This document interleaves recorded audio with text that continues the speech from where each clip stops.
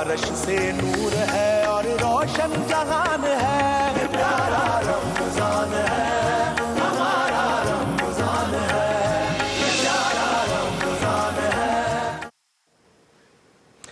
औज़ु बिल्लाहि मिनश शैतानिर रजीम, बिस्मिल्लाहिर रहमानिर रहीम।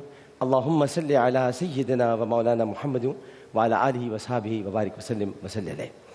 पाकिस्तान में मौजूद तमाम ही नाज़रीन को, पाकिस्तान से बाहर भारत, मुत्तहिदा अरब अमारात, तमाम खलीजी रियासतें, मक्का मुकर्रमा, मदीना मुनव्वरा और वहाँ से आगे तमाम यूरोपीय ममालिक, बिलखुसूस बरतानिया, France, Spain, Italy, Germany, Sweden और वहाँ से भी आगे रियासत मुत्तहिदा अमरीका, south Africa, Canada, Australia, Norway और जहाँ जहाँ इस वक्त एक्सप्रेस टेलीविज़न पर हमारी ये खुसूसी नशरियात प्यारा रमज़ान इफ्तार आमिर के साथ देखी जा रही हैं, वहाँ टेलीविज़न सेट के सामने मौजूद आप तमामी नाज़रीन को, यहाँ मौजूद तमामी हाज़रीन को और बिलखुसूस हमारी lighting team, audio team, information technology यानी IT टीम और उसके साथ साथ मास्टर कंट्रोल रूम में मौजूद हमारे प्रोड्यूसर साहब जनाब मोईज़ साहब, जनाब हमूद मुनव्वर साहब, अबवाल जनाब अदील सूरी साहब, इमरान सारी साहब, हिना अमान साहिबा और लाहौर में मौजूद हमारी पूरी टीम जो कि इस वक्त दामे दर में सुखने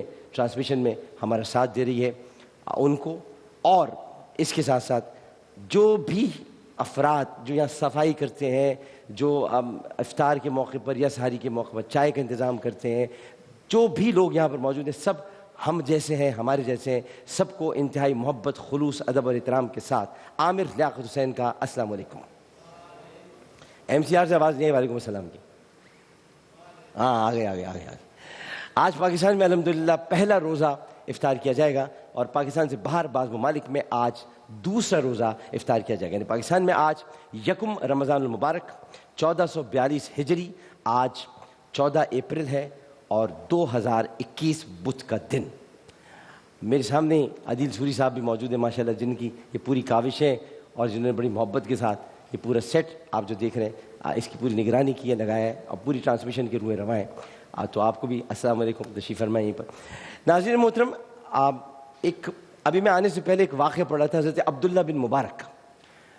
हज़रत अब्दुल्ला बिन मुबारक एक जिसे इल्मुर रिजाल होता है, इल्मुर रिजाल कहते हैं अहादीस के इल्म के जानने को। सलीम शरीफ भाई, अहादीस के इल्म के जानने को। आज वासिल शाहिद साहब भी तशरीफ़ फरमाएं, सलीम शरीफ भाई भी आए हुए, आप दोनों को भी अस्सलाम वालेकुम। तो इल्म हदीस जानने को इल्मुर रिजाल यानी जो जिनसे रिवायात मंसूब होती हैं, जैसे फ़लाँ ने कहा तो फ़लाँ ने कहा तो फ़लाँ ने कहा तो फ़लाँ ने कहा, इसको इल्मुर रिजाल कहते हैं। अब इस इल्मुर रिजाल में हज़रत अब्दुल्ला बिन मुबारक को बड़ी खुसूसियत हासिल थी, बेइंतहा उनकी इसमें एक खुसूसियत के साथ साथ एक इल्मी काविशें हमें बहुत नज़र आती हैं। तो उन्होंने हज का कस्द किया और कस्द करते हुए वो हज के लिए रवाना हुए। जब रवाना हुए तो रास्ते में एक जंगल पड़ा। वासिल शाह साहब, आया अरश से नूर है और रोशन जहान है, प्यारा रमजान है, हमारा रमजान है, प्यारा रमजान है।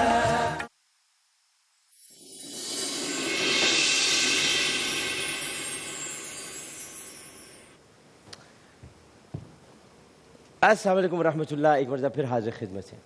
सुबुल हुदा वर रिशाद, सीरत फ़ी खैरिल इबाद, ये बड़ी खूबसूरत किताब है और ये इमाम यूसुफ़ अस्वालिही अश्शामी, मतूफ़ी 628 हिजरी गालिबन, उन्होंने ये किताब 12 जिल्दों में, अब इसका तर्जुमा यहाँ हुआ है, सुबुल हुदा वर रिशाद। सुबुल हुदा वर रिशाद, पहले हमने सोचा कि सुबुल हुदा व रिशाद से रोज़ाना एक वरक़ आपको पढ़कर सुनाया जाए। फिर एक और बात सोची और वो सोची कि ख्वाजगान सैयदना उवैस क़रनी रज़ियल्लाहु ताला अन्हु सामने खड़े हैं और वो कह रहे हैं कि सुबुल हुदा व रिशाद फ़ी सीरत खैरुल इबाद, मेरे नबी, मेरे आका, मेरे सैयदी, मेरे मुर्शदी, मेरे मौला सल्लल्लाहु अलैहि वसल्लम पर लिखी हुई खूबसूरत किताब है।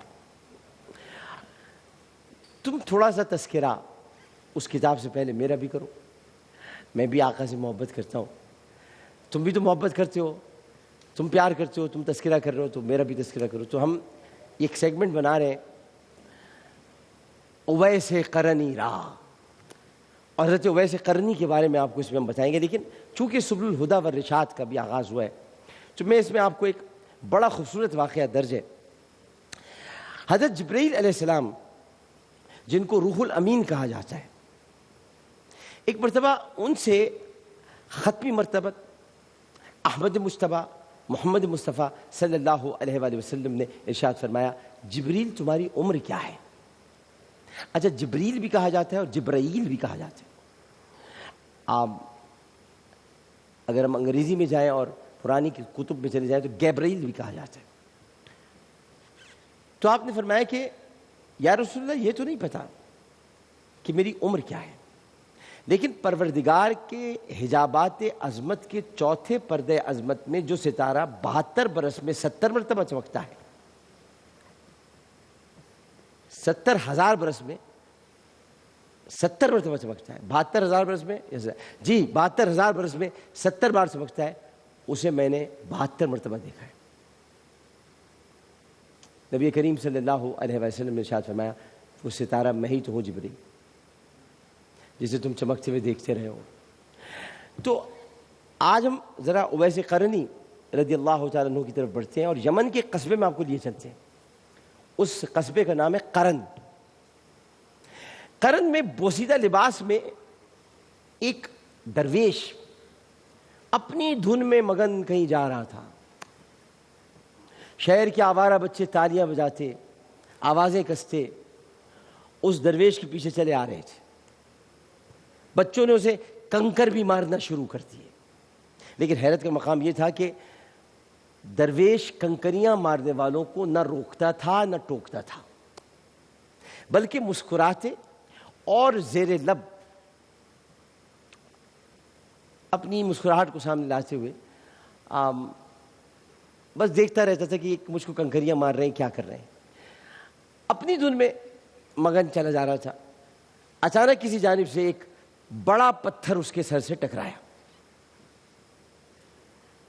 زخم سے خون کی ایک پتلی لکیر جب پیشانی کو عبور کرتے ہوئے نیچے آنے لگی تو درویش رک گیا اور پتھر مارنے والے بچوں کی طرف رخ کر کے کہا میرے بچوں بڑے پتھر نہ مارو، چھوٹی کنکریاں مار کر دل بہلاتے رہو. ایک منہ پھٹ لڑکا یہ سن کر آگے بڑھا اور کہنے لگا بس ایک ہی پتھر سے گھبرا گئے بس. درویش نے مسکرا کر جواب دیا کہ نہیں میرے بیٹے ایسی کوئی بات نہیں ہے، میں چاہتا ہوں تمہارا شغل جاری رہے اور میرا کام بھی چلتا رہے. کنکریوں سے خون نہیں بہتا، پتھر لگنے سے خون بہنے لگتا ہے جس سے وضو ٹوٹ جاتا ہے. قاضی شاہد صاحب جس سے وضو ٹوٹ جاتا ہے، اور بغیر وضو کے میں اپنے محبوب کے سامنے سجدہ ریز نہیں ہو سکتا. آپ جواب دیکھیے، مائک کھول دیجیے گا قاضی شاہد صاحب. محبوب کے عشق میں گم یہ درویش کوئی اور نہیں بلکہ اقلیم عشق کے تاجدار، خیر التابعین، عاشق صادقین، تاجدار اقلیم محبت حضرت اویس قرنی جن کا نام ہے حضرت اویس بن عامر، حضرت اویس بن عامر قرنی رضی اللہ تعالی عنہ. ماں کی خدمت رب ذوالجلال کے سامنے جن کے لیے بزرگی کا باعث بنی تو رسول کریم صلی اللہ علیہ وآلہ وسلم سے والہانہ عشق قیامت تک کے لیے عاشقوں کے لیے ایک مثال بن گیا. اللہ کے نزدیک ان کا مقام یہ ہے کہ اویس اللہ کی قسم اگر اٹھا لیتا تو وہ کبھی رد نہ ہوتی تھی، اور اللہ کے رسول صلی اللہ علیہ وسلم کی بارگاہ میں ان کا یہ مقام ہے کہ رحمت للعالمین اپنے دو اکابر اصحاب سیدنا عمر فاروق رضی اللہ تعالی عنہ اور مولا علی کرم اللہ وجہ الکریم کو اویس قرنی کی مدینہ آمد کی پیشگوئی کرتے ہوئے کہتے ہیں کہ جب تم ان سے ملو تو اپنے لیے دعائے مغفرت کروانا. اور جب دونوں جلیل القدر اصحاب نے عرفات کے میدان میں اونٹ چراتے درویش اویس کو پایا تو ان سے دعائے مغفرت کروائی. صحیح مسلم میں یہ روایت بیان ہوئی ہے کہ رسول کریم صلی اللہ علیہ وآلہ وسلم فرماتے ہیں کہ بے شک تابعین میں سب سے افضل ایک شخص ہے، اس کا نام اویس ہوگا۔ حضرت اویس قرنی کی فضیلت بیان کرتے ہیں۔ اور ایک بات میں آپ کو اور بتا دوں یہاں پر، اور جو بتانا بہت ضروری ہے، اور بات یہ ہے کہ یہ اس طرح مستجاب الدعوات ہیں، چونکہ ہمارے یہاں کیمرہ مین بھی ہیں، جمی آپریٹر بھی ہیں، ہمارے آڈیو کے لوگ بھی ہیں، یہ بھی اس میں میرے سامعین ہیں، جو ان سے بھی میں مخاطب ہو کر ان کو بتا رہا ہوں کہ یہ اتنے مستجاب الدعوات ہیں کہ روز حشر ان کو 70,000 اویس قرنی جیسی شکل کے لوگوں کے درمیان چھپا کے لے جایا جائے گا کہ کہیں اصلی اویس قرنی کو پہچان کر کوئی بھی اس وقت دعا کے لیے نہ کہہ دے، کیونکہ اگر یہ اس کے لیے دعا کریں گے تو دعا قبول ہو جائے گی۔ اسی لیے آج بھی اویس قرنی کی قبر کسی کو نہیں معلوم۔ کوئی کہتا ہے کہ اویس قرنی کی قبر یمن میں، کوئی کہتا ہے کہ ترکی میں، کوئی کہتا ہے کہ عمان میں، کوئی کہیں کہتا ہے، کوئی کہیں کہتا ہے۔ اویس قرنی کہاں آرام فرما رہے ہیں کسی کو نہیں پتا۔ احادیث مبارکہ میں رسول اکرم صلی اللہ علیہ وآلہ وسلم نے جو کچھ ارشاد فرمایا ہے اس کا مفہوم آپ کے سامنے بیان کر رہا ہوں کہ آپ نے فرمایا کہ اس کا قد درمیانہ، سینہ چوڑا، رنگ تیز گندمی، داڑھی سینے تک پھیلی ہوئی، نگاہیں جھکی جھکی، اپنے سیدھے ہاتھ کو الٹے ہاتھ پہ رکھ کر زار و قطار روتا بھی ہے اور تلاوت بھی کرتا ہے۔ اس کے پاس 2 چادریں ہیں، ایک بچھانے کے لیے، ایک اوڑھنے کے لیے۔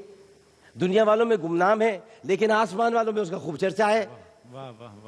یہ سرکار فرما رہے ہیں دنیا والوں میں گمنام ہے لیکن آسمان والوں میں اس کا خوب چرچا ہے۔ آرام سے کچن میں کام کرو بیٹا، اور اگر وہ کسی بات پر اللہ کی قسم اٹھا لے تو اللہ اس کی قسم ضرور پورا کرے گا۔ دائیں شانے کے نیچے سفید نشان ہے، اور کل بروز قیامت نیک لوگوں سے کہا جائے گا تم لوگ جنت میں داخل ہو جاؤ، لیکن ویسے قرنی سے کہا جائے گا تو رک جا۔ حاصل بھائی، آپ لوگ بھی میرے سامعین ہو بھائی، اگر مزہ آ رہا ہے تو اپنے محبت کا اظہار کریں۔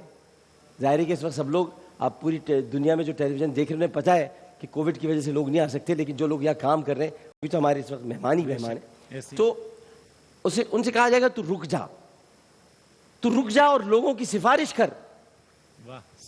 ارے آپ کے کتنے سفارشی ہیں پتہ ہے آپ کو؟ قرآن آپ کا سفارشی، اگر ابھی پڑھ رہے ہو قرآن آپ کا سفارشی، نماز آپ کی سفارشی، نیکیاں آپ کی سفارشی، رسول سے محبت آپ کی سفارشی، کعبہ آپ کا سفارشی، حج آپ کا سفارشی، عمرہ آپ کا سفارشی، کتنے ماں باپ آپ کے سفارشی، اور جو اولاد، جو قرآن شریف میں آتا ہے وَلَنَبْلُوَنَّكُمْ بِشَيْءٍ مِّنَ الْخَوْفِ وَالْجُوعِ وَنَقْصٍ مِّنَ الْأَمْوَالِ وَالْأَنفُسِ وَالثَّمَرَاتِ وَبَشِّرِ الصَّابِرِينَ الَّذِينَ إِذَا أَصَابَتْهُمْ مُصِيبَةٌ قَالُوا إِنَّا لِلَّهِ وَإِنَّا إِلَيْهِ رَاجِعُونَ۔ جو بچے پھلوں کی صورت میں دنیا میں آنے سے پہلے چلے گئے وہ آپ کے سفارشی، حافظ قرآن آپ کا سفارشی، کتنے سفارشی چاہیے آپ؟ اور ان سے کہا جائے گا کہ تو رک، تاکہ لوگوں کی سفارش کر سکے۔ یہ مقام ہے اویس قرنی کا اللہ اس کے رسول کی بارگاہ میں۔ حضرت اویس قرنی کا یہ مقام ہے کہ شیخ فرید الدین اتار حضرت اویس قرنی کی شان بیان کرتے فرماتے ہیں کہ جس شخص کی تعریف رسول اللہ فرما دے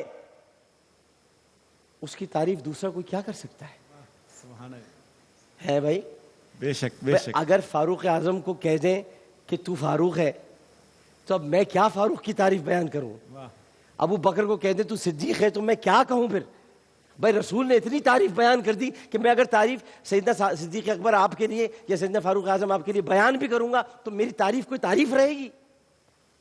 تو معروف تذکرہ نگاروں نے جب تابعین نے اعظام کا ذکر کیا ہے تو اکثر حضرات نے سیدنا اویس قرنی رضی اللہ تعالی عنہ کے ذکر کو مقدم رکھا ہے، جس میں ابو نعیم اصفہانی صاحب ہیں، علامہ عبدالوہاب شیرانی صاحب ہیں، اور ولی الدین تبریزی کے ساتھ حضرت داتا گنج بخش سید علی بن عثمان حجویری بھی اس کے اندر شامل ہیں۔ کشف المحجوب میں ایک باب میں تابعین اعظام کے لیے مختص کیا گیا تو سب سے پہلے حضرت اویس کا اس میں ذکر کیا گیا ہے۔ آپ فرماتے ہیں کہ حضرت اویس قرنی مشائخ کے طبقے کی بہت بڑی ہستی مانے گئے اور آپ اہل تصوف میں معظم ہیں۔ داتا گنج بخش نے جنہیں آفتاب امت اور شمع دین ملت کہا ہے، ابو نعیم اصفہانی نے جنہیں سید کرام کی نشانی لکھا ہو، علامہ یافعی نے جنہیں سید التابعین نے لکھا، ان کی میں کیا شان بیان کروں؟ اس کا اندازہ صرف عشاق ہی لگا سکتے ہیں، عقل کے گھوڑے دوڑانے والوں کا یہ کام نہیں ہے۔ ابھی تو آغاز کیا ہے، ابھی تو اویس قرنی کے مقام کا ذکر بھی نہیں ہوا ہے، ابھی تو خواجہ خواجگان اے اویس بن عامر، ابھی تو آپ کا تذکرہ شروع ہوا ہے۔ یکم رمضان المبارک انشاءاللہ جب ہم اگر سانسوں نے اجازت دی اور ہم 30 رمضان المبارک یا 29 رمضان المبارک تک پہنچے چاند کے اوپر، چاند کے اوپر، فواد بھائی کے چاند پر نہیں، علماء کے چاند پر جب اگر ہم پہنچے تو پھر ہم اس کے بعد دیکھیں گے کہ کہاں تک ہم اس تذکرے کو لے کر چلتے ہیں. لیکن فی الحال ایک وقفہ لیتے ہیں، وقفے کے بعد حاضر ہوں گے. ہادیہ آ چکی ہیں اور ہادیہ کے ساتھ ہم یہاں پر انٹری ایک ایسا سیگمنٹ ہم کرنے جا رہے ہیں وہ بچی کے ساتھ کہ آپ کا دل خوش ہو جائے گا. ہادیہ بہت ٹیلنٹڈ بچی ہے اور پہلی مرتبہ پوری ایک ٹرانسمیشن میں انٹروڈیوس ہم اس کو کرا رہے ہیں رمضان نشریات میں. میں اس کے ساتھ کیا کر رہا ہوں ترجمے کی صورت میں اور تحت اللفظ کی صورت میں آپ کو دیکھیں گے. آپ دیکھیں گے تو آپ کو بہت لطف محسوس ہوگا، محظوظ ہوں گے. اور لفظ محظوظ بھی شاید مناسب نہیں ہے. آپ پر ایک کیفیت طاری ہوگی، پرکیف لمحات ہوں گے وہ آپ کے لیے. لیکن یہ تب ہوں گے جب ایک وقفہ ہوگا. وقفہ تب ہوگا جب میں کہوں گا کہ وقفہ لیا جائے، اور میں جب تک کہوں گا جب مجھ سے کہا جائے کہ وقفہ لوں، اور مجھ سے کہہ دیا گیا ہے. لہٰذا ایک وقفے کے بعد حاضر ہوتے ہیں. السلام علیکم ورحمۃ اللہ.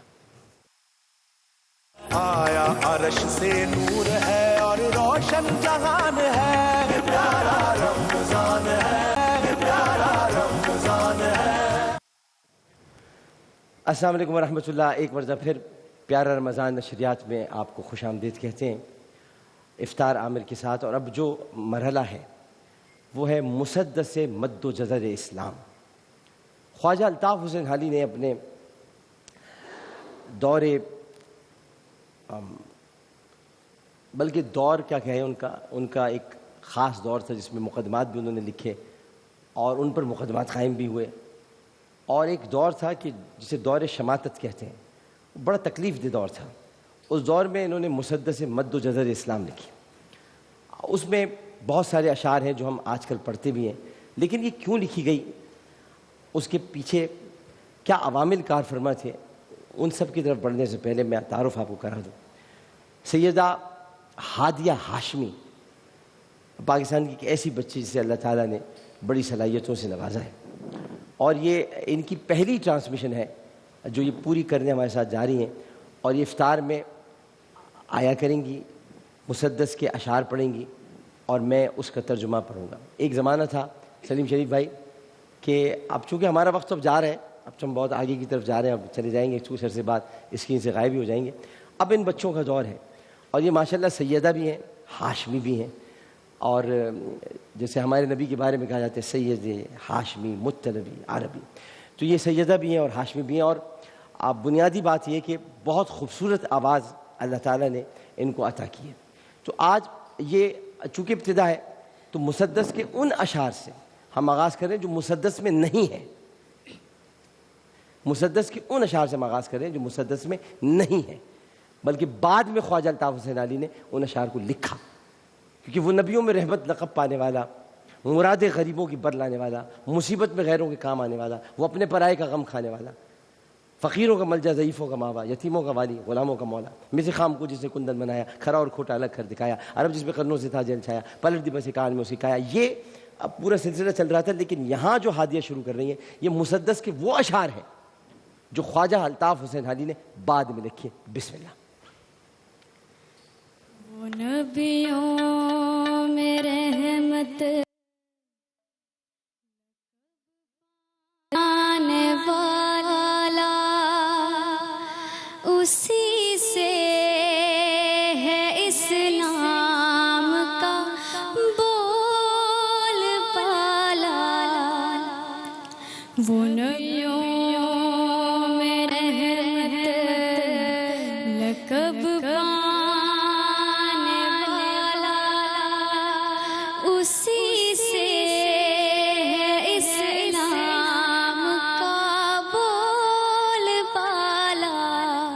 اب بنیادی طور پر خواجہ الطاف حسین علی کہہ رہے ہیں کہ نبیوں میں تو اس نے رحمت لقب پایا، اور یوم الست لقب اس کو دے دیا گیا تھا کہ رحمت تو ہے، تو رحمت ہے، ایک نجی ہے، ایک مسیح ہے، مگر تو رحمت ہے، تجھے میں نے رحمت بنا کر اس کائنات میں بھیجنا ہے.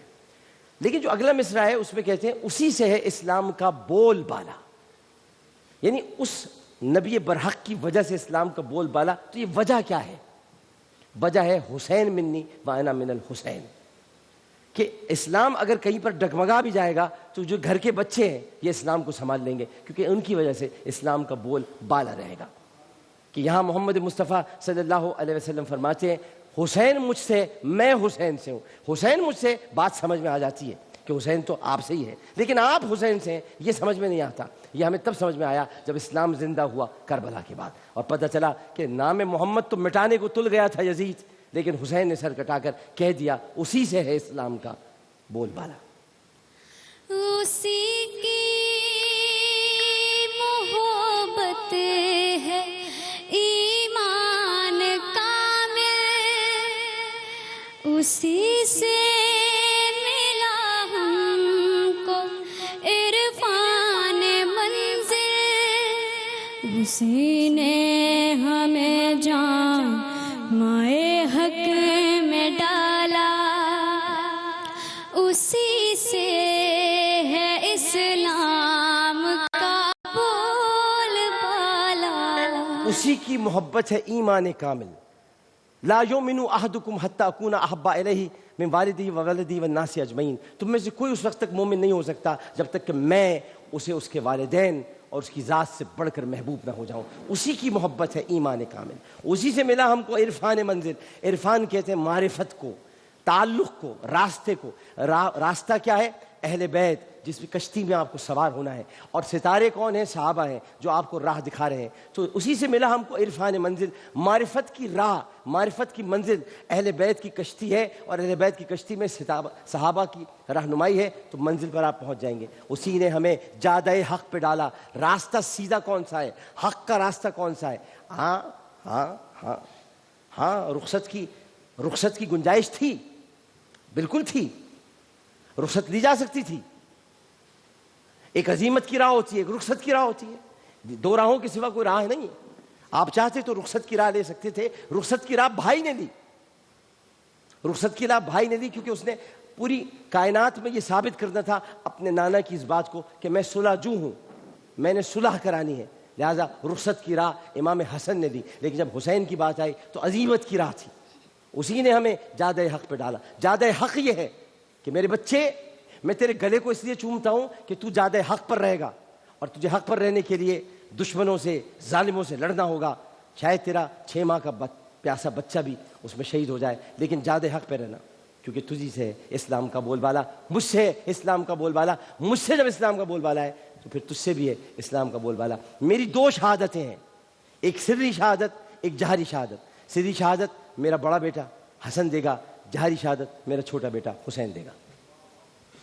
اسی کے یہ ہم پر ہیں احسان سارے، قدم منزلیں چومتی ہیں ہمارے، اسی نے اندھیروں سے ہم کو نکالا، اسی سے ہے اسلام کا بول بالا۔ یہ آخری اشعار میں اپنے مہمانوں کے نام ڈیڈیکیٹ کرتا ہوں جو آنے والے ہیں، کہ اسی کے ہم پر ہیں یہ احسان سارے۔ اگر کوئی کسی کو 2 وقت کی روٹی کھلاتا ہے تو وہ کوئی احسان نہیں کرتا، یہ اس کے ہم پر احسان ہے کہ جس نے 2 وقت کی روٹی کھلانا سکھا دیا۔ میرا بھائی یہاں پر ایک بیٹھا ہوا ہے جس نے اس احسان کو احسان سمجھا اور اپنی ذات پر اس احسان کا اطلاق کیا، اور اطلاق کرنے کے بعد اس نے کسی کو بھوکا نہیں رہنے دیا۔ گو کہ اللہ تعالیٰ رازق ہے، اللہ تعالیٰ ہی رزق دیتا ہے، لیکن اس نے جگہ جگہ دسترخوان بچھا کر، اس نے جگہ جگہ لوگوں کی مدد کرتے ہوئے پہنچ کر اس احسان کو اتارا نہیں، بلکہ اس احسان پر ان منزلوں سے کہا کہ آؤ میرے آ کے قدم چومو جن منزلوں پر مصطفیٰ نے مجھ کو ڈال دیا ہے صلی اللہ علیہ وسلم۔ کیونکہ آپ نے اپنے پاس جب بھی کچھ ہوتا تھا لوگوں کو کھانے کے لیے دے دیتے تھے۔ ایک مرتبہ میں تھوڑا سا وقت لوں گا، ایک مرتبہ سیدہ فاطمہ الزہرا ابیہ علیہ افضل الصلاۃ والسلام، حضرت علی کہیں سے ایک درہم کما کے لائے، مولا نے کما کے لائے اور آ کر کہا کہ آج روٹیاں پکا دو، بچے بھوکے ہیں۔ خاتون جنت نے روٹی کے 5 ٹکڑے کیے، پہلا ٹکڑا اپنے شوہر کے لیے، دوسرا ٹکڑا دوسرا ٹکڑا حسن کے لیے، تیسرا ٹکڑا حسین کے لیے، چوتھا ٹکڑا اپنے لیے کیا، اور ایک 5واں ٹکڑا الگ سے رکھ لیا۔ حضرت علی، مولا علی، انہوں نے پوچھا کہ یہ پانچواں ٹکڑا کس کے لیے؟ تو آپ نے ارشاد فرمایا بابا کے لیے. تو پھر کہا میں بھی ساتھ چلتا ہوں, بابا کو پہلے دے کر آتے ہیں, یعنی آقا کو دے کر آتے ہیں. اور وہ گئے. جیسے وہ روٹی کا ٹکڑا رسول کریم صلی اللہ علیہ وسلم کے سامنے رکھا گیا, ترمذی شریف کی حدیث ہے جو بیان کر رہا ہوں, رکھا گیا تو آپ نے وہ تناول فرمایا. تو بیٹی دیکھتی رہ گئی کہ بیٹی کبھی کوئی چیز لے کر آتی تو بابا خوش ہوتے. بیٹی دیکھتی رہ گئی اور کہا بابا جان بیٹی کا کام ہے, بیٹی اپنے باپ سے شکایت بھی کر سکتی ہے, شکوہ بھی کر سکتی ہے, محبت ہے. بیٹی نے کہا بابا جان اب میں پکا کر لے کر آئی, آپ نے مجھے شاباش بھی نہیں دی, ہم تو 3 دن سے فاقے سے تھے. تو نگاہ مصطفیٰ نے بیٹی کی طرف شفقت سے دیکھتے ہوئے کہا بیٹی تو 3 دن سے بھوکی تھی, تیرا باپ 7 دن سے بھوکا تھا. یہ وہ گھرانہ ہے, یہ وہ گھرانہ ہے جو رکوع میں بھی اپنی انگوٹھی دے دیا کرتے ہیں.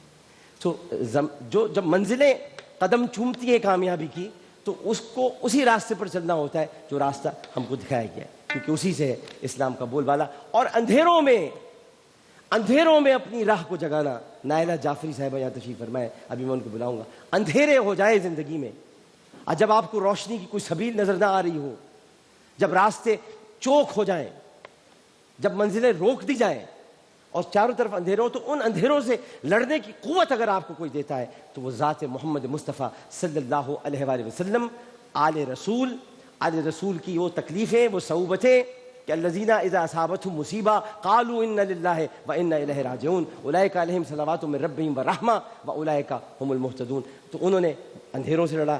آپ میرا بھائی جو کہ جعفریہ ڈیزاسٹر سیل پورا دیکھ رہا ہے, اور سب سے بڑی بات یہ کہ اس نے کبھی کوئی شکوہ نہیں کیا. آپ اس کو کبھی شکوہ کرتے ہوئے نہیں پائیں گے. شکوہ اس کا ہمیشہ رہا اغیار سے اور ان اپنوں سے کہ جو اپنے بھی ہیں اور سپنے بھی دکھاتے ہیں لیکن کچھ کرتے نہیں ہیں. ایک وقفے کے بعد وہ دونوں ہمارے ساتھ ہوں گے, لیکن پہلے وقفہ لیتے ہیں. بہت بہت شکریہ ہادیہ. اور اب آپ نے آگے مسدس کے اشعار پڑھنے, چونکہ آپ نے ابتدا ان اشعار سے کر دی ہے کہ جو کہ مسدس میں بعد میں لکھے گئے. خواجہ الطاف حسین نے جیل میں لکھے تھے, پتہ یہ جیل میں لکھے تھے. آپ جو ہم پڑھیں گے وہ مسدس کے اشعار پڑھیں گے. بہت بہت شکریہ آپ کا. ایک وقفہ لیتا ہوں, وقفے کے بعد یہاں پر ہمارے مہمان ہوں گے, لیکن پہلے ایک وقفہ. السلام علیکم ورحمۃ اللہ. آیا عرش سے نور ہے اور روشن جہان ہے, پیارا رمضان ہے, پیارا رمضان ہے. السلام علیکم ورحمۃ اللہ. ایک مرتبہ پھر پیارا رمضان نشریات میں حاضر خدمت ہیں. ناظرین محترم, آج میرے دائیں بائیں جعفری ہیں اور میں بیچ میں حسین. تو میں بات یہ کہنا چاہتا ہوں کہ یہ بڑا عجیب و غریب سلسلہ ہے. اگر کوئی سلسلے کو سمجھ لے اور عقائد سے بالا تر ہو کر, عقیدہ تو صرف یہی ہے کہ محمد مصطفیٰ صلی اللہ علیہ وسلم سے پیار کرو, اور انہوں نے جس سے پیار کیا اس سے پیار کرو. تو انہوں نے تو کسی کے گردن پہ بوسہ دیا تو کسی کے لبوں کو چوما, کسی کو اپنا پھول کہا تو کسی کو اپنی خوشبو کہا, اور جب اپنی چادر پھیلائی تو اس میں حسن بھی ہے, حسین بھی ہے, فاطمہ الزہرا بھی ہے, علی بھی ہیں. تو یہ پنجتن کا جو نقشہ ہے اور پنجتن کا جو ایک سلسلہ ہے, اس غلامی میں اگر کوئی اپنے آپ کو ڈال دے تو پھر وہ پتہ نہیں کن راستوں پر چلا جاتا ہے, اسے خود بھی نہیں معلوم ہوتا. محترمہ نائلہ جعفری صاحب تشریف فرمائے, اور اسی طرح جناب ظفر عباس جعفری صاحب تشریف فرمائے.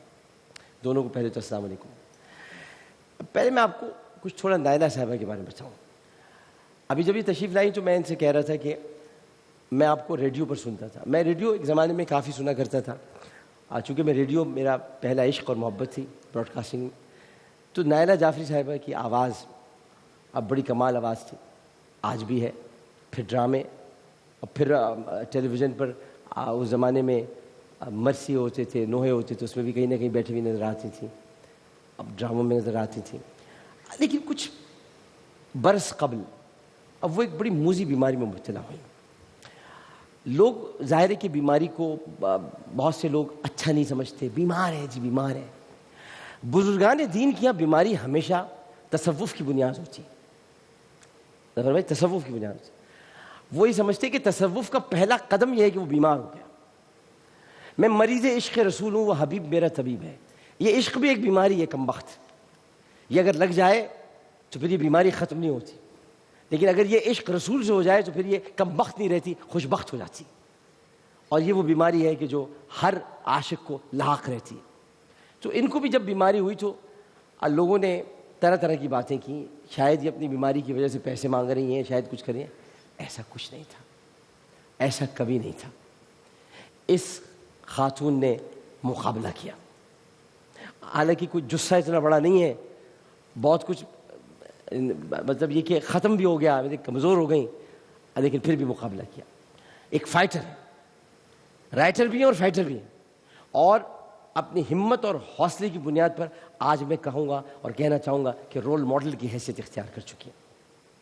میں یہ بھی کہنا چاہتا ہوں کہ 1990 کی دہائی وہاں سے انہوں نے فن کی آبیاری کی, ٹیلی ویژن, ڈرامے, کمرشلز, ریڈیو, سب کچھ کیا.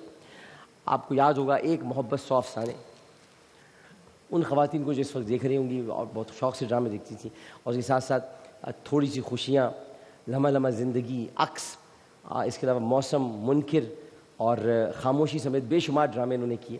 اشفاق احمد کی تحریر کردہ مشہور ڈرامہ سیریز ایک محبت 100 افسانے کے ایک ڈرامے میں طلعت اقبال جیسے سینئر فنکار کے ساتھ انہوں نے ایسی اداکاری کی تھی کہ جسے کبھی بھی بھلایا نہیں جا سکتا. وہی نائلہ جعفری آج ہمارے ساتھ موجود ہے. 2016 کے بعد ان کی زندگی میں ایک بہت بڑا طوفان بپا ہوا, اور وہ طوفان یہ تھا کہ جب ان پر یہ انکشاف ہوا کہ یہ نہ صرف کینسر جیسے موذی مرض میں مبتلا ہو گئی ہیں, بلکہ سرطان, جو کہ میں ہوں, ہاں میں کینسر ہوں دیکھیے میں 5 جولائی والا کینسر ہوں. سرطان ان کے رگ و پے میں داخل ہو گیا, اور پھر انہوں نے اپنے چاہنے والوں کی دعائیں, محبتیں, کچھ غیبی دعائیں تھیں, ہم جیسے چھوٹے لوگ ان کو بہت یاد کرتے تھے, ان کے لیے بہت دعائیں کرتے تھے. میں نے ان کے لیے, آج میں ان کو بتا رہا ہوں, بتانے کی بات نہیں ہے, اس کو آپ یہ مت سمجھیے گا, میں نے ان کے لیے خانہ کعبہ میں طواف بھی کیا تھا, اور ان کے لیے میں نے دعا کی تھی. مدینہ شریف میں جا کے میں نے جنت البقیع میں جب مجھے موقع ملا تھا ام المومنین سیدہ عائشہ صدیقہ رضی اللہ تعالیٰ عنہ کی قبر اطہر کے پاس بیٹھ کے کتاب کا مقدمہ لکھنے کا, تو وہاں بھی میں نے آپ کو یاد کیا تھا اور آپ کے لیے دعا کی تھی. اسی طرح امام زین العابدین کی بارگاہ میں بھی میں نے آپ کے لیے دعا کی تھی. 9 اور 10 محرم کا وہ دن تھا, میں نے بہت عرصے کے بعد محرم کی ٹرانسمیشن نہیں کی تھی. اس میں اب ظفر بھائی کو ایک بات بتاؤں گا, میں نے نہیں کی تھی. میں نے یہ سوچا تھا کہ میں سب لوگ کربلا جاتے ہیں, مولا عباس کی بارگاہ میں جاتے ہیں, مولا حسین کی بارگاہ میں جاتے ہیں, میں جنت البقیع جاؤں گا 9 اور 10 کو, اور میں وہاں جا کے پرسہ پیش کروں گا ان ہستیوں کو جو وہاں موجود ہیں, امام حسن, فاطمۃ الزہرا بی بی علیہ افضل الصلاۃ والسلام, اور ساتھ ساتھ حضرت فاطمہ بنت اسد, اور وہاں پر جتنی ہستیاں ہیں. تو میں جب وہاں گیا, میں نے احمد رضا کو بتایا تھا بھی آئے, میں نے وہاں دیکھا کہ 9 محرم کو, میں نے اپنی آنکھوں سے دیکھا 9 محرم کو آسمان سرخ ہو گیا تھا. 10 محرم کو ایک عجیب و غریب وہاں پر ویرانی تاری تھی کہ گویا سرکار تشریف لا رہے ہوں اپنے روزے سے باہر کہ میرے بچے کہاں ہیں, ان کے ساتھ کیا ظلم ہو گیا. یہ میں نے محسوس کیا خود 9 اور 10 محرم کو. اس وقت میں نے آپ کے لیے دعا کی تھی, اللہ تعالیٰ ان کو تندرستی دے, صحت دے, شہدائے کربلا کے صدقے. اور یہ بس دعائیں سب کرنے والے, محبت کرنے والے کرتے رہے. تو آج آپ یہاں پر موجود ہیں, صحت یاب ہیں, اور صحت یاب انشاءاللہ رہیں گے. ان کے ساتھ میرا ایک ایسا بھائی یہاں پر موجود ہے. میں نے کبھی بھی اس شخص کو یہ نہیں کہا یہ کوئی ظفر عباس جعفری صاحب آ رہے ہیں, یہ میرا بھائی ہے. یہ میرا بھائی ہے, اس نے کئی انسانوں کی زندگی بدل کے رکھ دی, اور یہ